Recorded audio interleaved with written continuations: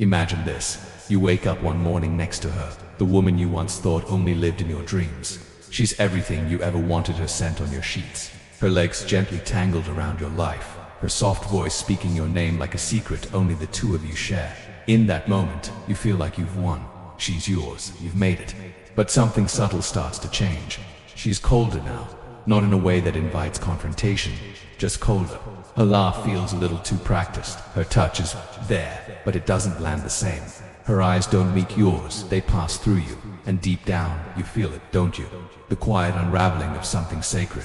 The slow, almost imperceptible drain of your presence. You try to bring it up gently, carefully, hoping she'll open up. But she brushes it off, says, "You're imagining things." Says maybe you're being too sensitive, but you're not. You're beginning to wake up to a truth that most men spend a lifetime ignoring. She doesn't love you the way you love her. And that's not a judgment, it's a realization, a difficult one. Because we've been told a story, haven't we? That love is equal, that feelings are forever, that if you just give enough, care enough, love deeply enough, that love will always stay. But reality doesn't always honor fairy tales. The philosopher Schopenhauer saw through it.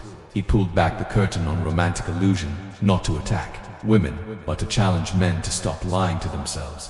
He argued that beneath the charm and sweetness lies something older, nature, a biological imperative, a design, and while that design isn't evil, it is indifferent. Women, like men, are driven by instincts, by needs that served us long before we had words for them. Schopenhauer wrote not to mock women, but to free men from a dangerous delusion that she loves you for your soul, that your poetry moves her, that your depth alone is enough.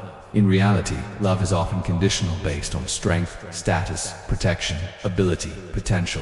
And when those things fade, when your presence becomes familiar instead of powerful, when your role shifts from protector to dependent, things begin to change. Not always out of cruelty, but out of design. So you start asking yourself questions. If she's not here for my soul, then what is she here for?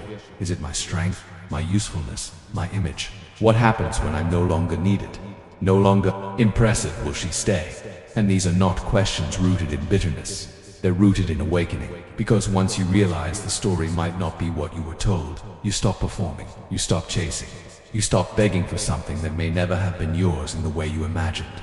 And this is where stoicism becomes your weapon, not to armor yourself in cynicism, but to sharpen your clarity. The Stoic does not hate love. He honors it, but only when it's real. He does not cling to affection. He observes it. And if it changes, he does not crumble. He understands that people are allowed to change, but his worth does not. His value isn't measured by who loves him, it's measured by how he responds when love fades. He does not need to be needed. He does not fear detachment. He loves without dependence. And if she leaves, he does not collapse, because he knows that the man who stands alone and does not flinch is the man who is truly free. So don't hate her. Don't hate love. Don't harden into bitterness, but don't live blind either.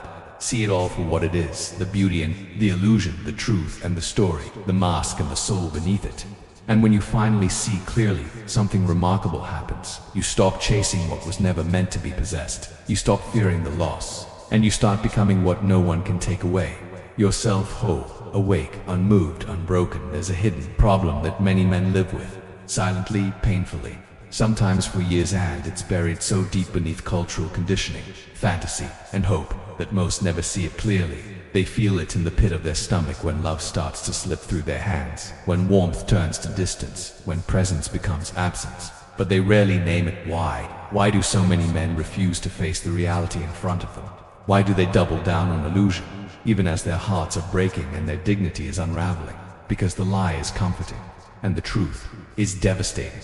From the time you were young, you were taught to believe love is sacred, that women are inherently nurturing, emotionally pure, naturally tender souls who want nothing more than to connect with the depth of your being.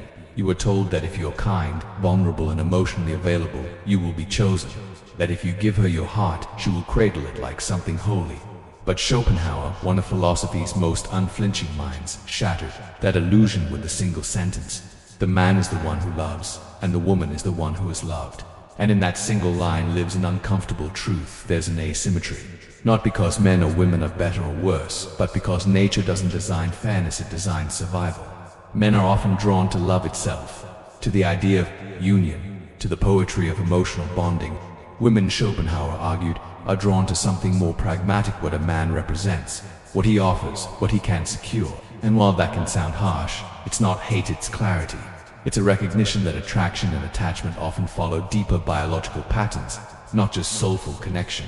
Her draw to you may not be about your essence, but about your trajectory, your strength, your ability to protect, provide, or rise. This doesn't make her cruel. It makes her adaptive, strategic. She's not playing games. She's responding to nature's design.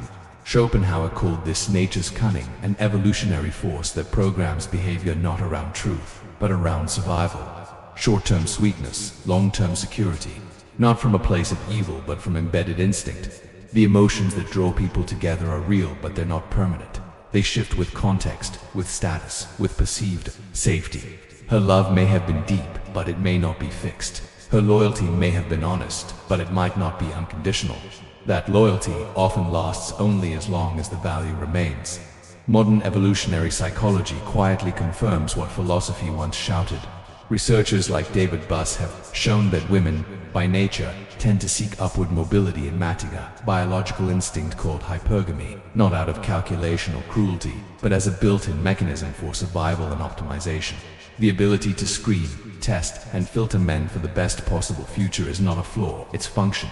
And maybe you've felt this, in the way she pulled back when your momentum slowed, in the silence after you opened up. In the moment she said something changed but couldn't explain why. You were told she'd stay for love, but nature wired her to stay for security, emotional, physical, social.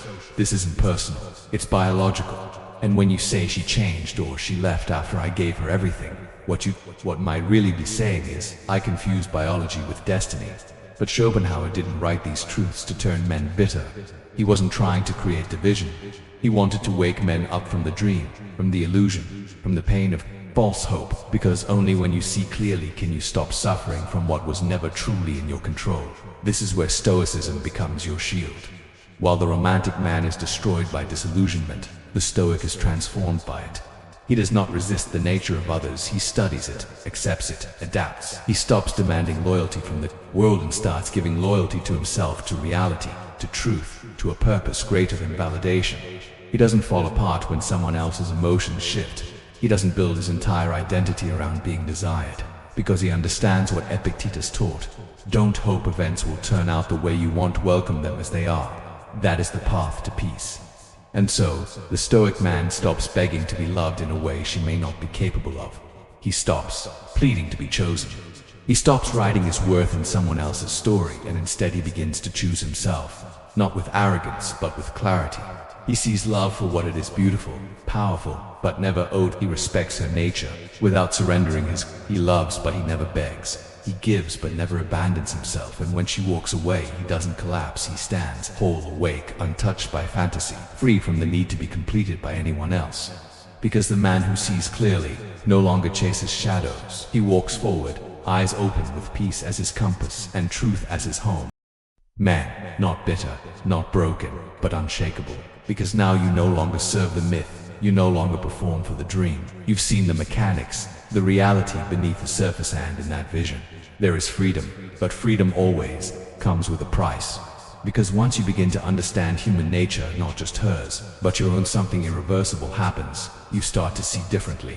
The way she smiles, the way she connects, the way affection seems to flicker, sometimes genuine, sometimes strategic.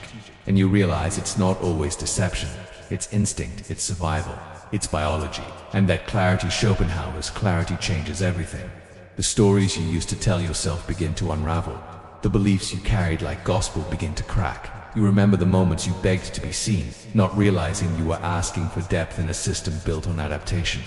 It hurts, of course it does, because this isn't just about relationships. This is about waking up from one of the most powerful illusions nature ever crafted, that your value as a man is found in being chosen. But now, you see the difference. You no longer beg to be chosen. You no longer live for approval, for validation, for the emotional currency of being adored. You rise from it. You become the kind of man who walks into a room knowing exactly what the game is without needing to play it. The kind of man who can love without losing clarity, who can lead without applause, who can suffer without collapse. This is where philosophy and stoicism collide and crystallize. You can still love women, you can still sleep beside them, laugh with them, build some. Here's the paradox. The moment you release the need to be loved for your true self, the moment you stop expecting someone to read your soul, carry your burden, or rescue your spirit, is the moment you begin to truly stand as a thing real with them. But you are no longer enslaved by the illusion that love will save you, that someone else's affection is your salvation, and that is a kind of freedom no one talks about. Because a man who no longer needs approval is a man who cannot be controlled.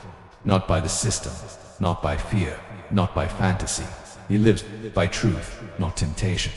By clarity, not confusion. He is unmoved by sweet words and untouched by guilt. So this is your call to arms. Stop chasing the smile. Start mastering the self. Let the pain you're feeling right now forge you into something better, sharper still. Whole. If this made your chest ache, if something inside you cracked open but you also feel awake for the first time in years, type the words "I see" now in the comments.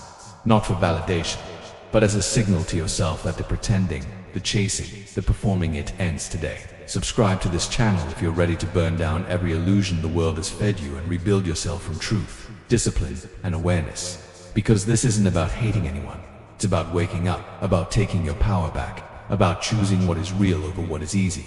And once you see it, truly see it, you'll never be the same. And neither will the world.